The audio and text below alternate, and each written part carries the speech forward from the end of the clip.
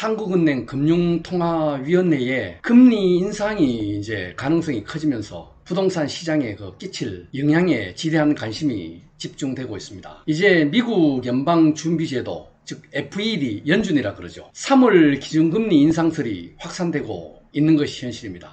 한국은행 총재도 원래 다시 인상 가능성을 이렇게 암시를 하면서 다음 달까지 기준금리를 1.5%까지 상향할 것이라는 그런 전망이 나오고 있습니다. 이 부동산에서는 이 금리가 굉장히 중요한 역할을 차지하고 있죠. 이 금리는 이제 초기에 이제 인상되는 시점에서는 동요를 하다가 이게 심리가 굉장히 중요한 건데, 이게 인상되는 어떤 효과도 있지만은 심리적으로 이제 끊겨버리면은 이 거래 절벽이라든가 어떤 부동산 어떤 수요와 공급 면에서도 어떤 가격에 또 어떤 돌출 행동이 나와버리는 거죠. 지난해 이제 두 차례에 걸쳐 가지고 8월달하고 11월달에 이제 금리 인상을 했는데, 그때는 워낙 참 시장이 어떤 여건이 주어진다 하더라도 매수자가 매도자를 압도적으로 해가지고 다 집어삼키던 그런 시기였기 때문에 조금의 어떤 효력은 크지는 않았습니다만은, 그래도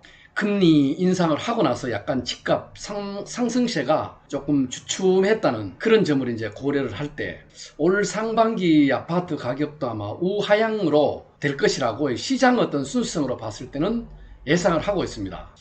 그런데 이제 한국은행 총재 이주열 총재가 1월 이제 14일 날 신년사를 하게 되는데, 그때 아마 기준금리 인상 시점을 아마 성장성이라든가 또 물가 상승 등을 감안을 해서 주요 이제 외국 통화 정책을 봐가면서 이제 판단을 하겠다고 하는데, 이 역시 하나의 금리 인상을 하겠다는 시그널인 거죠. 한국은행 이제 총재가 이제 시중 물가 상승하고 인플레이션, 이게 이제 겹쳐져서 이제 물가가 참 올라가고 있는 게 현재 이제 심상치 않는 거죠. 우리가 시장에 나가도 그렇고 주택도 그렇고 또 어떤 모든 물가가 지금 심상치 않게 지금 인상을 하고 있습니다. 그래서 이러한 어떤 시장의 인플레이션을 예의주시해서 이제 모니터링을 하겠다고 이렇게 강조를 하고 있는 그런 실정이죠. 또 이제 한국은행 총재가 거론한 이 물가 상승하고 또 주변 외국의 어떤 통화 정책이 변화는 우리가 말하는 테이퍼링,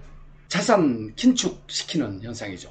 이 테이퍼링은 금리 인상의 어떤 전초전이라 그래도 과언이 아닐 정도로, 이 테이퍼링을 통해서 궁극적으로는 이제 금리 인상을 전 세계 어느 나라에서나 다 이거를 염두에 두고 있는 만큼, 이제 미국이 신호탄이 되면은 유럽을 해서 전 세계, 또 우리나라도 그냥 뒤따르지 않고는 또 안 되죠. 그래서 이제 이주열 총재 발언은 사실상 국내 기준금리 인상을 빨리 하겠다라는 이 신호탄으로 보면 되겠습니다.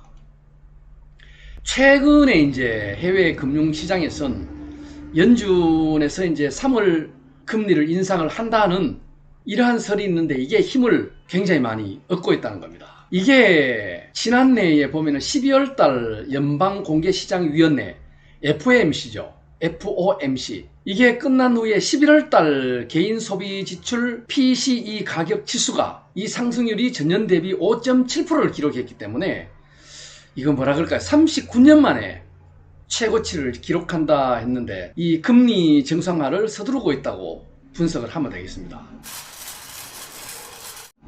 왜냐하면 이 코로나 전국에 미국부터 시작해서 이 달러, 전 세계가 지금 말 그대로 유동성, 돈을 지금 틀어붓고 있는 거죠. 그래서 이제 이 정도까지 상승이 되고 39년 만에 최고라는 것은 어마어마한 어떤 시중의 공포로 지금 작용을 하고 있습니다. 그래서 이제 연준의 이 테이퍼링 속도는 이 물가라든가 이런 가계 지표가 이제 급등을 했기 때문에 매번 이제 빨라진다는 하기는 하는데, 이제 올 3월에는 인상을 단행하지 않고는 그 이유는 이제 늦다는 이야기가 나오고, 3월 또 하면 이미 늦었다는 얘기가 나오고 있습니다. 그래서 이제 국내 상각도 마찬가지죠. 우리나라 이제 통계청이 이제 발표한 지난해 소비자 물가 지수가 102.50, 2020년을 100을 기준으로 했을 때 1년 전보다는 2.5% 상승했다.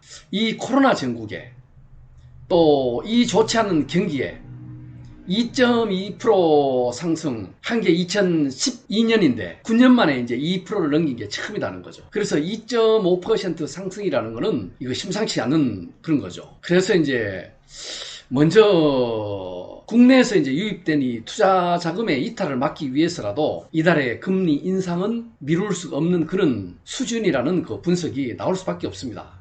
그래서 한국은행의 금리 인상 신호가 이제 뚜렷하게 거의 뭐 나타나고 있죠. 그래서 이 우리 부동산 시장에서 이 금리하고도 굉장한 이 영향을 끼치지 않을까. 지금 부동산 값이 이렇게 여러 가지 제재를 하고 제도 개선을 했지만은 계속 이렇게 폭등을 했던 거는 바로 이 금리, 유동성 분야에서도 하나가 큰 역할을 차지했다는 거죠. 그래서 이제 이 현장의 분위기라는가 목소리도 마찬가지입니다. 지난해 8월 달에 이제 1차 금리 인상을 해가지고 이 매매 심리라든가 이 아파트 값이 상당히 어떤 상승 효과가 둔화됐던 게 사실이고 2차 상승이 이제 11월 달에 있었는데 한 달 전인 10월 달부터 시작해가지고 서울시 전국의 어떤 부동산 아파트의 실거래 가격이 거의 하락세로 이렇게 하향으로 이렇게 돌아든 거죠. 가격이 떨어졌다기보다는 그 성장이 뭐랄까 상승이 이제 둔화가 됐다는 거죠.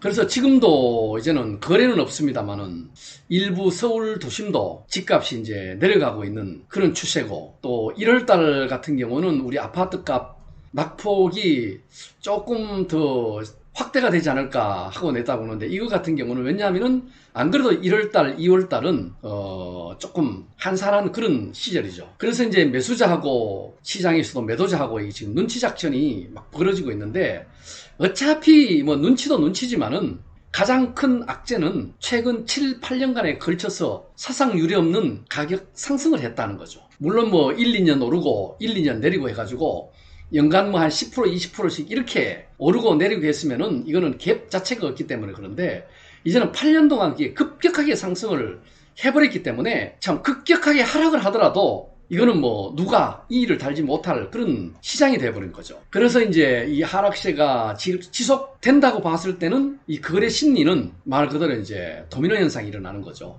더 냉각될 수밖에 없다는 거죠. 이 눈치 싸움에서 이제 깨지는 거죠.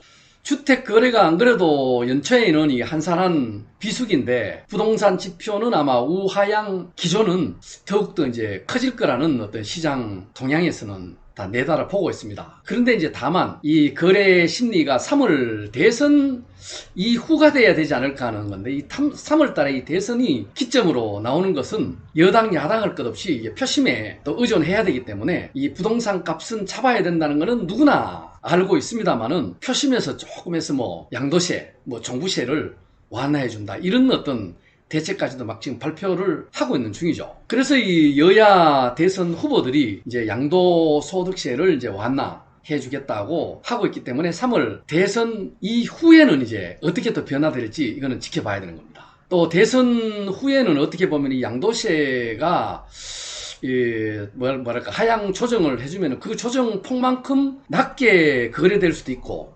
아니면은 또 너도나도 이제 던지기 시작을 해버리면은 현저하게 또 하락해서 거래가 될 수도 있고 또 아니면 그 눈치가 또 어떤 임계점을 넘어가지고 대래 또 상승으로 또 시장이 돌아서 버릴 수 있는 이런 불확실한 시장이 될 건데 상당히 좀 두렵고 근심스럽습니다. 그렇지만은 이제 전체적인 시장 동향으로 봐서는 이제 이 심리가 한풀 꺾였는 데는 틀림없는데 이 조정장이 과연 얼마나 갈 건지 참 심각하게 이렇게 또 내리막으로 갈 건지 아니면 반짝하고 또 어떤 살 기회를 한번 주고 갈 건지 이것은 시장의 어떤 지대한 그 촉각이 지금 곤두세는 그런 시점입니다.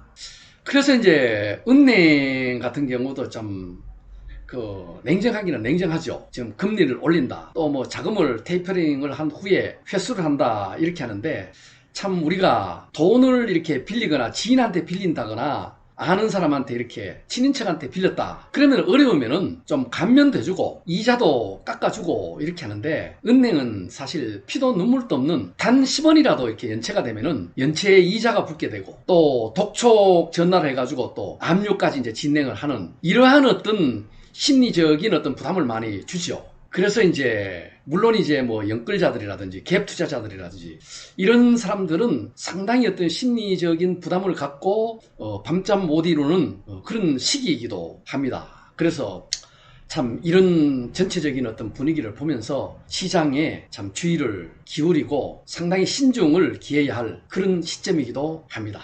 오늘은 그 금리 인상 부분에 대해서 말씀드렸습니다.